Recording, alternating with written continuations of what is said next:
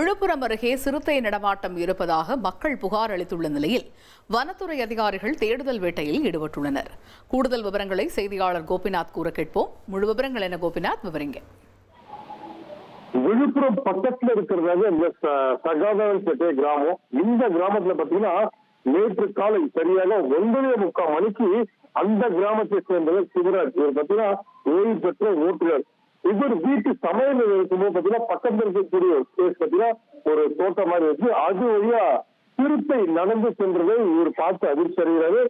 அச்சத்துல உடனடியாக வீட்டை விட்டு வெளியே வரல. ஏன்னா நான் தாக்கப்படுவோம் இந்த அச்சத்துல இந்த முதியவர் வீட்டு உள்ளே இருக்கிறாரு. கொஞ்ச நேரம் பொறுத்து வெளியில இருந்து பாக்குறாரு. இந்த சிறுத்தை கலந்து பின்பக்கத்துல பாத்தீங்கன்னா விவசாய நிலங்கள் அதிகம் உள்ள அந்த கிராமம்.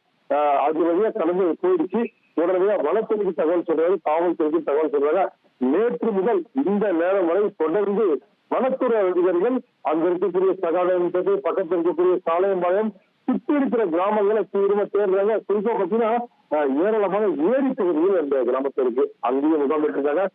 ட்ரோன் மூலம் இந்த சிறுத்தையை கண்டுபிடிக்கிறதுக்கான அனைத்து நடவடிக்கை மேற்கொண்டிருக்காங்க. தற்போது நம்ம பார்த்துட்டு இந்த புகைப்படம் பார்த்தீங்கன்னா வனத்துறை தேர்தல் வேட்டை நடத்தும் போது சிறுத்தையின் பால் பதம் அதை கண்டுபிடிக்கப்பட்டதையும் தற்போது அவங்க பதிவு செஞ்சிருக்காங்க.